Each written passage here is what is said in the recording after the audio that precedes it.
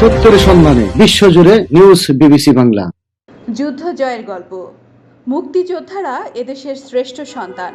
মহান স্বাধীনতা যুদ্ধে যারা জীবন বাজি রেখে যুদ্ধ করে এই দেশকে স্বাধীন করেছেন, সেই সমস্ত বীর মুক্তিযোদ্ধাদের জীবনকে স্মরণীয় করতেই বিবিসি বাংলা টেলিভিশনের নিয়মিত অনুষ্ঠান যুদ্ধ জয়ের গল্প। প্রিয় দর্শক, এখন আমরা দেখব যুদ্ধ জয়ের গল্প। এই বীর মুক্তিযোদ্ধারা কে কি বলছেন। চলুন আমরা এখন দেখব মুক্তিযুদ্ধের সেই দিনের কথাগুলি। সাক্ষাৎকার নিয়েছেন আনম ও সাজেদুল আলম কাজল। একজন মানুষ বীর যোদ্ধা আব্দুল মান্নানের মুখে শুনছি তিনি জীবন বাজি রেখে যুদ্ধ করেছেন 1971 সালে। সেই সময় তিনি রংপুর, কুড়িগ্রাম, লালমনিরহাট এই সমস্ত এলাকায় যুদ্ধ করেছেন। সেই বিষয়ে আমরা তার মুখে শুনছি। দর্শক, আমাদের এই আলোকিত মানুষ বীর মুক্তিযোদ্ধা আব্দুল মান্নান, তিনি আমাদের স্বাধীনতার একজন প্রেরণা, মুক্তিযোদ্ধাদের একজন প্রেরণা, একজন অনুকরণীয় ব্যক্তিত্ব। আমরা এই মানুষগুলোর মুখে শুনতেছি তারা কিভাবে সেই সময় জীবন বাজি রেখে যুদ্ধ করেছিলেন। আমরা এখন জানতে চাইব বীর মুক্তিযোদ্ধা জনাব আব্দুল মান্নানের কাছে, আপনি একজন বীর মুক্তিযোদ্ধা হিসেবে আগামী দিনের বাংলাদেশকে কেমন দেখতে চান? আচ্ছা, আমি একটু বাড়াই বলতে চাই। ওই আর একটা কাহিনী আমার আছে, যুদ্ধকালীন কাহিনী একটা। সেটা হলো আমরা ট্রেনিং দিয়ে রংপুরে প্রবেশ করতেছি ভায়া কুড়িগ্রাম। তো আমাদের সাথে রাইফেল, এসএলআর আছে, স্টেন গান আছে, সব দিয়ে আমরা প্রায় 17-18 জন আমরা রংপুরের দিকে যাচ্ছি। হঠাৎ করে কুড়িগ্রামে সেন্দুরমতি এলাকায়, সেন্দুরমতি ডিগি নামে পরিচিত বড় ডিগি একটা, দেউলার বিল, বড় বিল, এখান দিয়ে আমরা পাস করছিলাম রেল লাইন ক্রস করব। রেল লাইন ক্রস করার সময় আমাদের সামনাসামনি মুখোমুখি, রাত্রের বেলা আমরা তখন 12টা-1টা হবে, আমরা মুভ করতেছি, রংপুর যাব আমরা। তো হঠাৎ করে সামনে দেখা গেল টর্চ মারতেছে আমাদের মুখে। তা আমাদের টর্চ মারার পর দেখলো যে ওদের হাতে অস্ত্র। তখন আমাদের ছেলেপেলেরা সবাই গুলি করা শুরু করলো।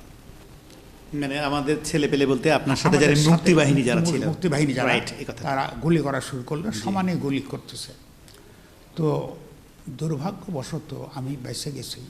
তখন পানি, এলাকায় পানি, ওই রাস্তার নিচেই খাল বিল, পানি রাস্তার নিচেই।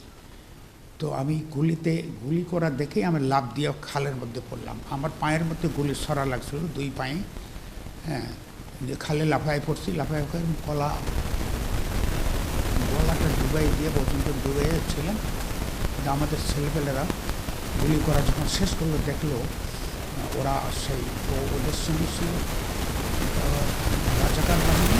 দর্শক, আপনারা শুনছেন যুদ্ধ জয়ের গল্প। যারা জীবন বাজি রেখে বাবা মায়ের স্নেহ ভালোবাসাকে ত্যাগ করে যুদ্ধে অংশ নিয়েছিলেন, যাদের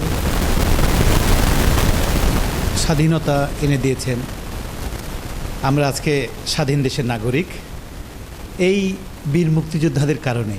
অথচ আমরা কয়জন এই বীর মুক্তিযোদ্ধাদের খবর রাখি? দর্শক, যিনি যুদ্ধ জয়ের গল্প অনুষ্ঠানে অংশ নিয়েছেন, তিনি বাংলাদেশ প্রবীণ হিতৈষী সংঘের সম্মানিত সভাপতি, পাশাপাশি উনি মহাসচিবের দায়িত্ব পালন করছেন, বীর মুক্তিযোদ্ধা আব্দুল মান্নান। আমরা তার মুখে শুনব আগামী দিনের বাংলাদেশকে আপনি কেমন দেখতে চান।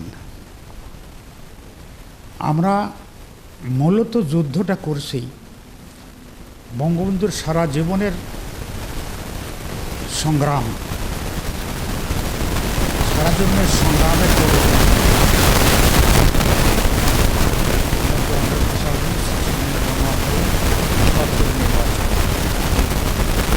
নির্বাচনের নিরঙ্কুশ ক্ষমতায় নির্বাচন পরিশ্রম করেছি আমরা। নির্বাচন নিরঙ্কুশ ক্ষমতা গ্রহণ করার পর, নিরঙ্কুশ জয় করার পর আওয়ামী লীগ পাকিস্তান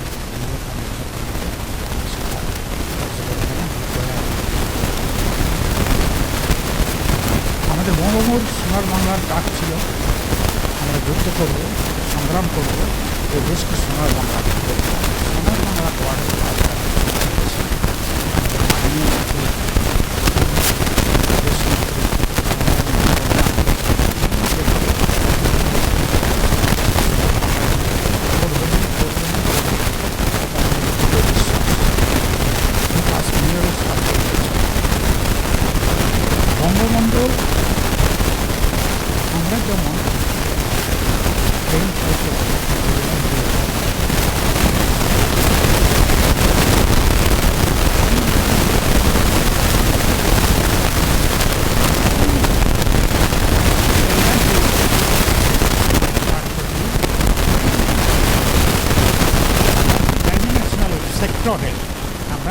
গাড়ি চালাচ্ছি।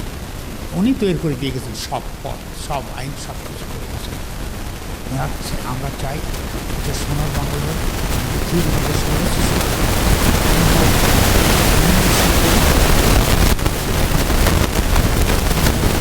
ডেভেলপ কান্ট্রি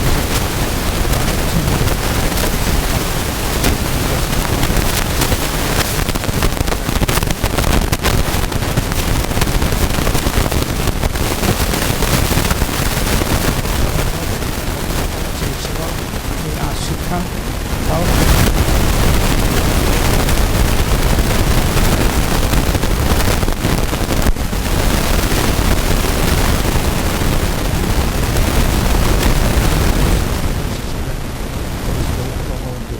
অকাল মৃত্যু তার কর্মবিদকারী তো আশা করি পূরণ করছেন দেশনেত্রী শেখ হাসিনা বঙ্গবন্ধু কন্যা সেই সব ক্ষেত্রে এগিয়ে যাচ্ছেন।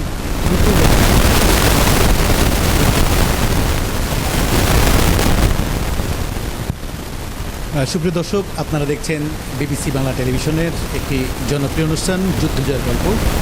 দর্শক, আমরা যার সাথে কথা বলতেছিলাম তিনি রংপুরের কৃতি সন্তান, মোহাম্মদপুরের বাসিন্দা এবং আমাদের চোখে আলোকিত একজন মানুষ, বীর মুক্তিযোদ্ধা আব্দুল মান্নান। তিনি বর্তমানে বাংলাদেশ প্রবীণ হিতৈষী সংঘের দায়িত্ব পালন করছেন। এ পর্যায়ে বাংলাদেশ প্রবীণ হিতৈষী সংঘে তিনি এ যাবৎ কী কী কাজ করেছেন এবং এখানে যারা জড়িত আছেন তাদের উদ্দেশ্যে কিছু।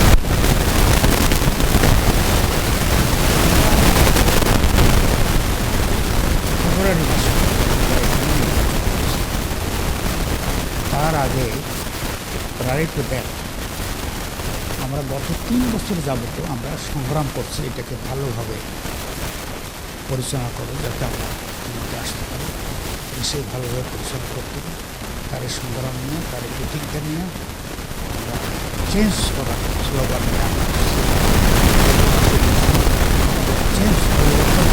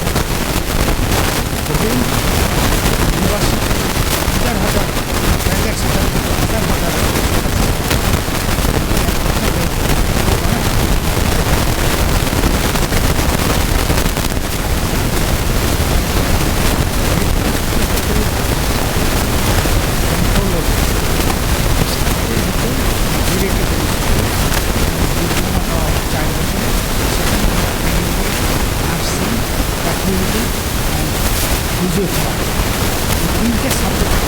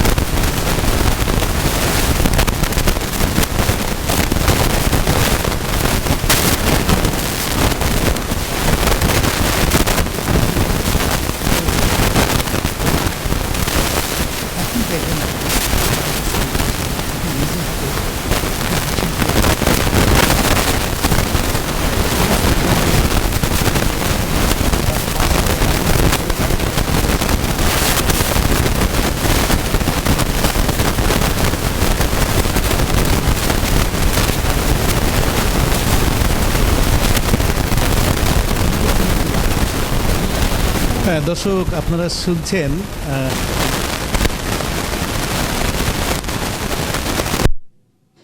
আসতেছে করতেছে, আমরা দেখলাম যে পাকারিমের মধ্যে আছে, তখন আমরা অ্যাম্বুশ করলাম। তখন আমরা প্রস্তুতি নিলাম, প্রস্তুতি নিয়ে ওই ট্রেন লক্ষ্য করে আমরা ফায়ার করতে শুরু করলাম, গুলিগুলা শুরু করলাম। এটা চাকলারহাট, জায়গার নাম চাকলারহাট যুদ্ধ বলতে পারেন। সেখানে প্রায় 17-18 জন আমরা গেরিলাম, ওখানে গুলিগুলা করে যখন শুরু করলাম তখন ওরা ট্রেন থেকে নামলো, নেমে ওরা কাঁধ হেলে হেলে শুয়ে শোয়ার মতো করে ওরা আগাচ্ছে, আমাদের দিকে আগাচ্ছে। এক পর্যায়ে আমরা গুলি বেশ খুব, আমি এলএমজি চালাচ্ছিলাম। এক পর্যায়ে আমাদের আরও এলএমজি ছিল, অনেকের হাতে এসএলআর ছিল, তারা যুদ্ধ করছে, স্টেন গান ছিল, নানা রকম অস্ত্র দিয়ে গুলিগুলো এবং গ্রেনেড থ্রো ইত্যাদি আমরা করতেছিলাম। তো ওদের কয়েকজন সৈন্য ওদের মারা গেল, পড়ে গেল, দেখা গেল যে পড়ে গেল। তারপরে ওরা পাক আর্মিরা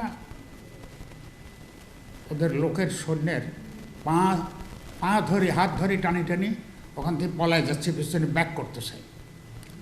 ও যখন দেখল যে ওরা আমাদের সঙ্গে পারি উঠতেছে না, আমাদের প্রস্তুতি খুব ভালো প্রস্তুতি ছিল, তখন ওরা ট্রেনে করেই ওরা সরাসরি চলে গেল বুড়িমারি থানার মধ্যে, ওই এলাকায় ওরা চলে গেল।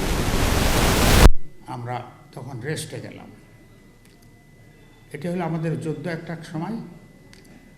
আর এর আগে, যুদ্ধকালের আগে একটা প্রস্তুতি যুদ্ধ আমাদের ছিল। প্রস্তুতি যুদ্ধ, প্রতিরোধ যুদ্ধ, প্রস্তুতি যুদ্ধ, প্রতিরোধ যুদ্ধ। আমরা রংপুরবাসী, রংপুর শহরের দক্ষিণ এলাকা, সাঁওতাল, আদিবাসী, এই সমস্ত লোক, এরা তীর ধনুক চালায়। এই তীর ধনুক বল্লম খাপ্পর নিয়ে কিছু আর্মির লোক পাকিস্তান থেকে পলায় আসতে, তাদের কাছে রাইফেল ট্যাবেল ছিল, তাদের কাছে রাইফেল ছিল, সেই সব নিয়ে তো 20-30 হাজার লোক আমরা ক্যান্টনমেন্ট ঘেরাও করলাম, রংপুর ক্যান্টনমেন্ট। এটা হচ্ছে 28শে মার্চ 1971। ক্যান্টনমেন্ট ঘেরাওয়ের নেতৃত্ব আমি দিয়েছিলাম, আরও অনেকের নেতৃত্ব ছিল, আমার দিক থেকে আমি নেতৃত্ব দিচ্ছি। যুদ্ধ জয়ের গল্প। দর্শক, আমরা যার সাথে আজকে আপনাদের সাথে পরিচয় করে দেব, তিনি মিরপুরের কৃতি সন্তান, বীর মুক্তিযোদ্ধা, জনাব যুদ্ধহত মীর মুক্তিযোদ্ধা আমির হোসেন মোল্লা। এই আমির হোসেন মোল্লা একদিনে তৈরি হয়নি, যিনি জীবনকে বাজি রেখে এই মিরপুরকে স্বাধীন করেছেন, তেমনই একজন বীর মুক্তিযোদ্ধার মুখোমুখি হয়েছি আমরা। জনাব আমির হোসেন মোল্লা এখন আমাদের সামনে বলবেন, একজন বীর মুক্তিযোদ্ধা হিসেবে তিনি যেই দায়িত্ব নিয়ে জীবন বাজি রেখে যুদ্ধ করেছিলেন, দেশ স্বাধীন করেছিলেন, আগামী দিনের বাংলাদেশকে তিনি কেমন দেখতে চান সেই বিষয়ে আমরা তার মুখে জানতে যাব। কোত্থেকে বলবো?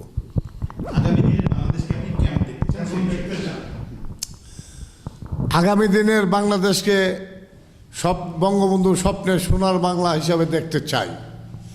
এই পৃথিবীর মানচিত্রে যখন আমাদের সংখ্যাগরিষ্ঠ কম দেখা যায়, আমরা কাজের মাধ্যমে বাঙালি জাতি জননেত্রী শেখ হাসিনার মাধ্যমে পৃথিবীর মাথা উঁচু করে দাঁড়িয়েছে একমাত্র দেশ বাংলাদেশ। সেই হিসাবে দেখতে চাই যে বাংলাদেশের অভাব অনটন থাকবে না, যে বাংলাদেশের খাদ্যের অভাব থাকবে না, যে বাংলাদেশের গৃহের অভাব থাকবে না, যে বাংলাদেশে অর্থের অভাব থাকবে না, যে বাংলাদেশে হানাহানি মারামারি মারামারি কাটাকাটি থাকবে না, যে বাংলাদেশ সোনার বাংলা হিসাবে বিশ্ব যাকে তাকিয়ে থাকে এবং বাংলাদেশকে রোল মডেল হিসেবে বিশ্বের অন্যান্য দেশ যাতে পরিচালিত করতে চায়, সেই রূপেই আমি বাংলাদেশকে একটা রোল মডেল হিসেবে পৃথিবীর সবচেয়ে সেরা দেশ হিসেবে দেখতে চাই। দর্শক, আপনারা দেখছেন বিবিসি বাংলা টেলিভিশনের জনপ্রিয় অনুষ্ঠান যুদ্ধ জয়ের গল্প। জনাব, আমি যার পাশে দাঁড়িয়ে আছি তিনি একজন অনুকরণীয় ব্যক্তিত্ব, অনুসরণীয় ব্যক্তিত্ব। অর্থাৎ আমাদের দেশে এরকম বীর মুক্তিযোদ্ধা আছেন বলেই এই মিরপুর অঞ্চলটি সেদিন স্বাধীন হয়েছিল। তার পাশাপাশি যারা তার সাথে নেতৃত্ব দিয়েছেন, মুক্তিবাহিনীর সদস্য, তাদের প্রতি শ্রদ্ধা রেখে আমি তার কাছে আরেকটি বিষয় জানতে চাই। আমাদের দেশে এখনও অনেক বিহারি রয়েছে যারা তাদের এলাকায় গেলে বোঝাই যায় না যে এটা বাংলাদেশ। তারা উর্দুতে কথা বলে এবং তাদের বোঝার কায়দা নেই যে একটি স্বাধীন রাষ্ট্রে তারা এভাবে বসবাস করছে, তারা পানির বিল দেয় না, বিদ্যুতের বিল দেয় না, গ্যাসের বিল দেয় না, যারা সেই সময় যুদ্ধের সময় বিরোধিতা করেছে, অথচ তারা কোনো ধরনের বিল দিচ্ছে না, তারা খুব আরাম আয়েসে আছে। আর যারা জীবন বাজি রেখে যুদ্ধ করেছে তাদেরকে প্রতিটা পানির বিল, গ্যাসের বিল, বিদ্যুতের বিল দিতে হয়। আমাদের দেশে এখনও এই বৈষম্য কেন? আপনি একজন বীর মুক্তিযোদ্ধা হিসেবে আপনার মুখে আমি এই মতামত জানতে চাই। আমরা বঙ্গবন্ধুর নেতৃত্বে এই দেশটাকে স্বাধীনতা অর্জন করেছি, বিশ্বের একজন সদস্য দেশ হিসেবে, রাষ্ট্র হিসেবে পরিচালনা করার জন্য। রাষ্ট্রের পরিচালনা করতে যা যা করার দরকার, যেসব সুযোগ সুবিধা করা দরকার, আমাদের নেতা নেত্রীরা তাই করছেন। আমরা যারা সাধারণ সদস্য, যারা সাধারণ জনগণ, তা সরকারের নিয়ম মাফিক চলছে। আর যারা বিহারি, যারা সেই 1947-এর পরে রিপার্টিশন করে ওই দ্বিতীয় মহাযুদ্ধের সময় এবং 1965 সালের যুদ্ধের পরও যারা এই দেশে আসছিল বিহারিরা, তারা যাযাবর, তারা ওই দেশও যাযাবর হিসাবেই বসবাস করছিলেন এবং পাকিস্তানে, ভারতে, এবং তারা এই বাংলাদেশে এসেও, তৎকালীন ইস্ট পাকিস্তান ছিল সেই সময় এসে তারা যাযাবরের, তাদের অভ্যাস পরিবর্তন হয় নাই। তারা কাউকে খাজনা ট্যাক্স দেয় না, তারা যাযাবরের মতন থাকে, যাযাবরের মতন চলে। পাকিস্তান আমল থেকে তাদেরকে দেখে আসছি, তারা নোংরা পরিবেশে থাকে, নোংরাভাবে চলে, যেখানে খায় সেইখানেই পায়খানা করে, যেখানে থাকে সেখানেই থুতু বেলে। তারা এই দীর্ঘ সময় তারা সেই আমাদের 70-এর নির্বাচনেও তারা আমাদের বিরোধিতা করেছেন, 71-এর মুক্তিযুদ্ধেও তারা প্রত্যক্ষভাবে বিরোধিতা করেছেন। বিরোধিতার করার পরও আমাদের দেশ স্বাধীনতা অর্জন হয়েছে। আমাদের জাতির পিতা বঙ্গবন্ধু শেখ মুজিবুর রহমান দয়া দার্শিকী লোক, তিনি মানবতার লোক। আজকে তার কন্যা জননেত্রী শেখ হাসিনা, তিনিও মানবতার মা।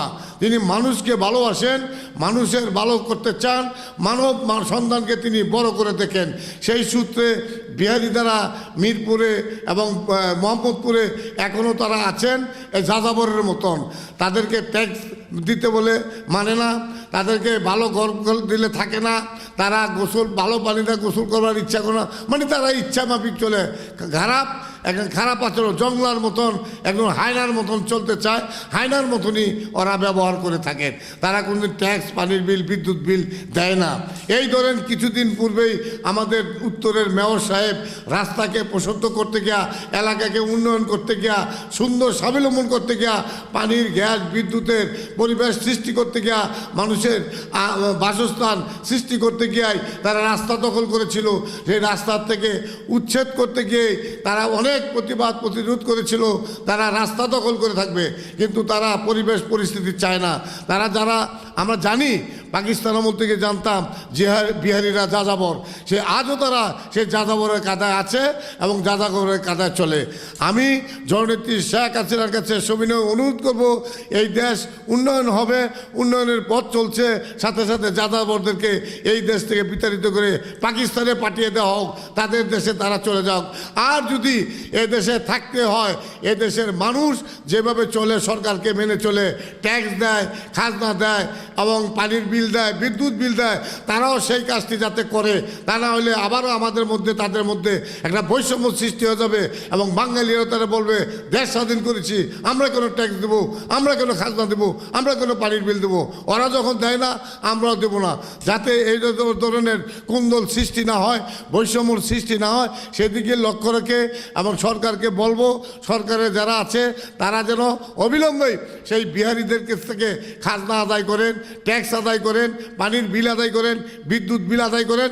তারা যেন মানুষের মতন মানুষ হয়ে চলে।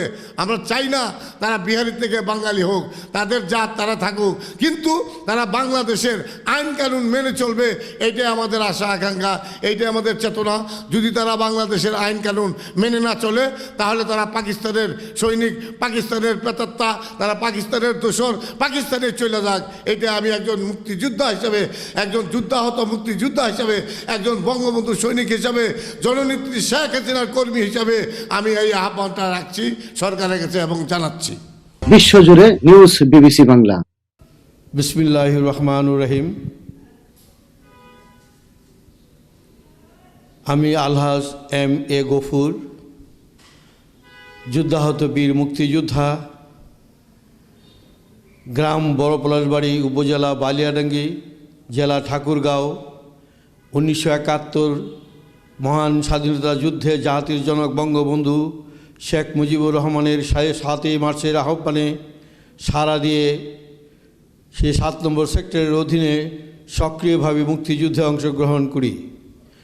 আমি ভারতের থুকরাবাড়ি ক্যাম্প হয়ে সেই শিলিগুড়ি পানিঘাটা বাজারে 28 দিন প্রশিক্ষণ গ্রহণ করে ভারতের তরঙ্গপুর হেডকোয়ার্টার হয়ে হামজাপুর ক্যাম্প লেফটেন্যান্ট সাইফুল্লাহ এবং লেফটেন্যান্ট কাইসার হামিদ হকের নেতৃত্বে আমরা দিনাজপুর বিরল এলাকায় ফরেন ফাইটে যুদ্ধ করি। দিনাজপুর তরঙ্গপুর হেডকোয়ার্টারে আমাদেরকে আরও 25 দিন প্রশিক্ষণ দেয় লেফটেন্যান্ট কাইসার হামিদ এবং লেফটেন্যান্ট সাইফুল্লাহ। প্রশিক্ষণ দিয়ে আমাদেরকে একটা টাইগার বাহিনী নামে নামকরণ করা হয়। সেই টাইগার বাহিনীর আমি লেফটেন্যান্ট কাইসারুল হকের 2IC হিসাবে কাজ করেছি।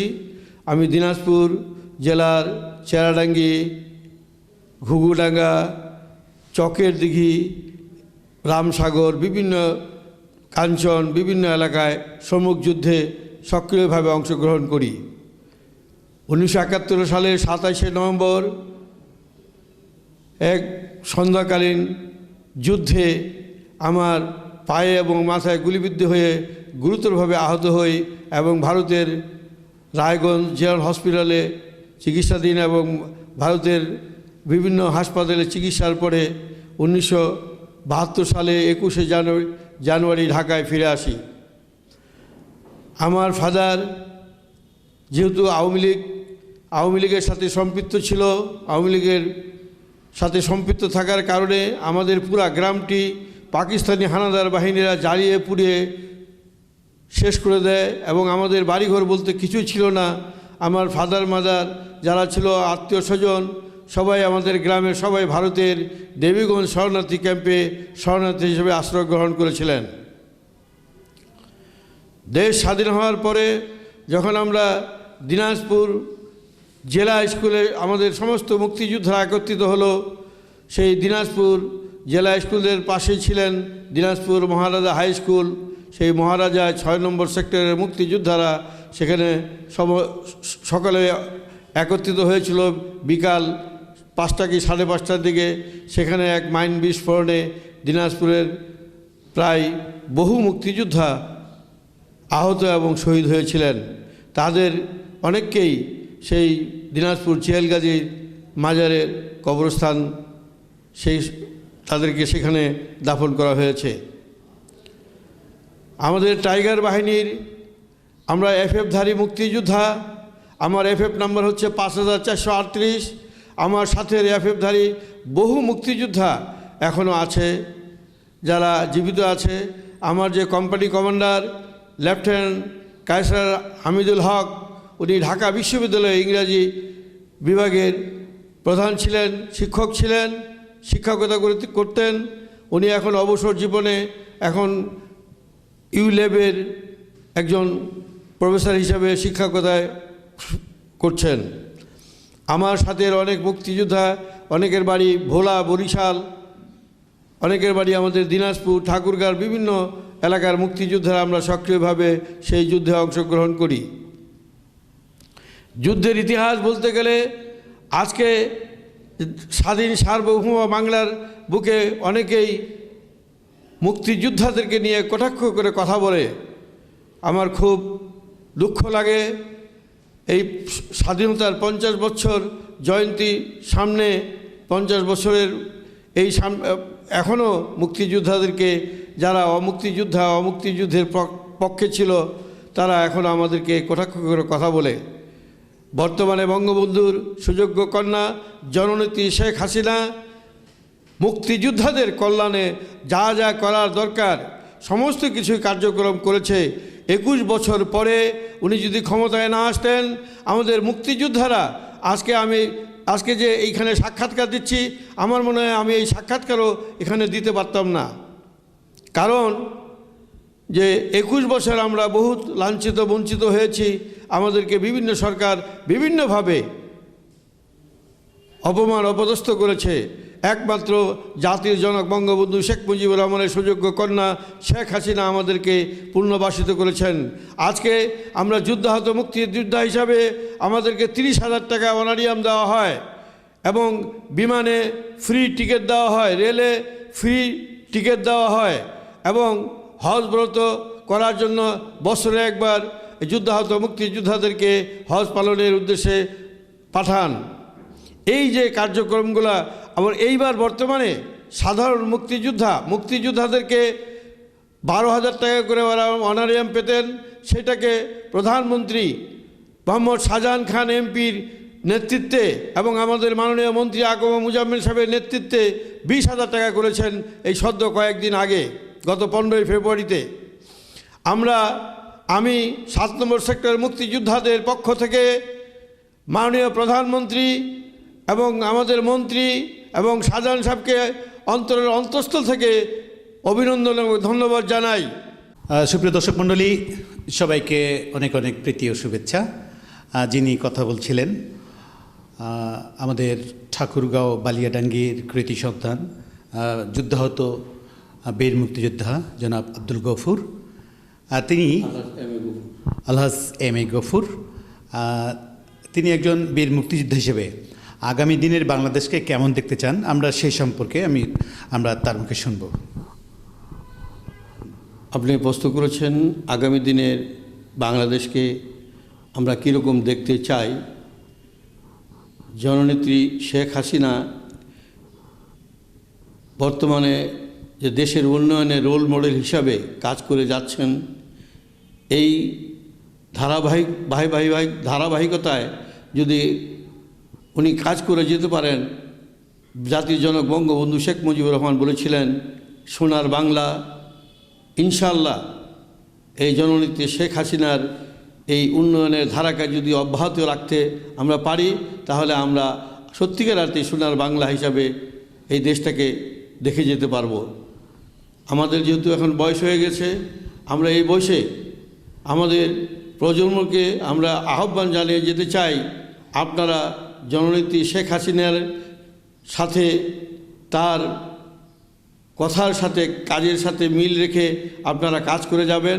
ইনশাআল্লাহ ইনশাআল্লাহ ইনশাআল্লাহ এই দেশ সোনার বাংলাদেশ হিসাবে পরিগণিত হবে। এই কারণেই যে এই দেশটা আসলেই সোনার বাংলার দেশ। আমরা যে যাই বলুক,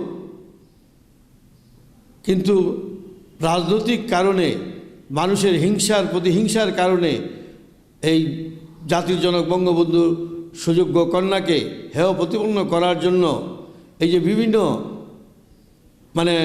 মিডিয়ার মাধ্যমে তাকে যেভাবে অপমান অপদস্থ করা হচ্ছে, যারাই করতেছে আমি তাদেরকে অনুরোধ করব, এই মিথ্যাচার করে আপনারা এই দেশের উন্নয়নকে দাবিয়ে রাখতে পারবেন না। যেটা জাতির জনক বঙ্গবন্ধু শেখ মুজিবুর রহমান বলতেন যে দাবিয়ে রাখা যাবে না। আমারও একই বক্তব্য। আমরা সেই পাকিস্তানের যে স্টাইল, আগে ঘুম থেকে উঠলেই শুনতাম বিভিন্ন অবাঙালিদের বিভিন্ন গালাগালি শব্দ শোনা যেত। আজকে কিন্তু সেই স্বাধীন সার্বভৌম বাংলার মাটিতে সেরকম আমাদেরকে কেউ ওরকম গালাগালি করে না, বা আমরাও কাউকে ওরকম গালাগালি করি না। তোমার যা খুশি করো, উন্নয়নের কাজ করো। আমি রাস্তাঘাট ব্রিজ যখন যেটা মনে চায়, আমার মাদ্রাসার সাথে একটা ব্রিজ করেছি 90 মিটারের, বালিয়াডাঙ্গিতে সবচেয়ে বড় ব্রিজ। এটা মাননীয় এমপি সাহেব এবং জাহাঙ্গীর কবির নানক সাহেবের অবদানের স্বীকৃতিস্বরূপ সেই এজেডি থেকে সেই ব্রিজটা আমরা করতে সক্ষম হয়েছি। বহু বছরের সাধনা ছিল, 50 বছরের সাধনা। স্বাধীনতার পর থেকেই চিন্তা ভাবনা করতাম যে এই নদীর উপরে, তির্নই নদীর উপরে একটা ব্রিজ আমরা করব। যাই হোক, এমপি সাহেব এবং এলজিডির প্রতিমন্ত্রী ছিলেন জাহাঙ্গীর কবির নানক সাহেব, ওনাদের বদলতে আমরা সেই ব্রিজটা পেয়েছি। এলাকার বিশাল উন্নয়ন হয়েছে। এই জন্য ওনার জন্য আমি আমার পক্ষ থেকে দোয়া চাই আল্লাহর দরবারে, এবং 7 নম্বর সেক্টর মুক্তিযোদ্ধা পরিষদের পক্ষ থেকেও ওনাদেরকে অভিনন্দন এবং ধন্যবাদ জানাই। জনাব আলহাজ এম এ গফুর, আমরা তার মাধ্যমে তিনি মুক্তিযোদ্ধাদের জন্য কি কাজ করেছেন, কিভাবে দেশ স্বাধীন করেছেন, এই বিষয়গুলো আমরা জানতে পেরেছি। আমরা সকলেই জানি বীর মুক্তিযোদ্ধারা এদেশের শ্রেষ্ঠ সন্তান। এই শ্রেষ্ঠ সন্তানের গল্প আপনাদের কতটুকু ভালো লেগেছে জানি না, আপনারা আমাদেরকে জানাবেন। এবং আগামী অনুষ্ঠান দেখার আমন্ত্রণ জানিয়ে এখানেই শেষ করছি। সবাই ভালো থাকবেন। দর্শক, আমরা এই আলোকিত মানুষ, এই যুদ্ধাহত রাষ্ট্রীয় সম্মানী ভাতাপ্রাপ্ত একজন বীর মুক্তিযোদ্ধা, ঠাকুরগাঁও বালিয়াডাঙ্গির কৃতি সন্তান, বিবিসি বাংলা টেলিভিশনের এই যুদ্ধজয়ের গল্প অনুষ্ঠান সম্পর্কে তিনি তার মতামত ব্যক্ত করবেন। আমরা সেই বিষয়ে শুনবো তার মুখে। আমি আমার শেষ বক্তব্য হিসাবে আমি এইটুকুই, এই বিবিসি টেলিভিশনের যুদ্ধ জয়ের গল্প যে আমি বললাম, এই জয়ের গল্প যিনি ধারণ করেছেন ওনাকেও আমি আমার পক্ষ থেকে আন্তরিক অভিনন্দন জানাচ্ছি এবং জননেত্রী শেখ হাসিনাকে আমরা এগিয়ে যাওয়ার আহ্বান জানিয়ে আমি আমার বক্তব্য এখানে শেষ করছি। জয় বাংলা, জয় বঙ্গবন্ধু, বাংলাদেশ চিরজীবী হোক।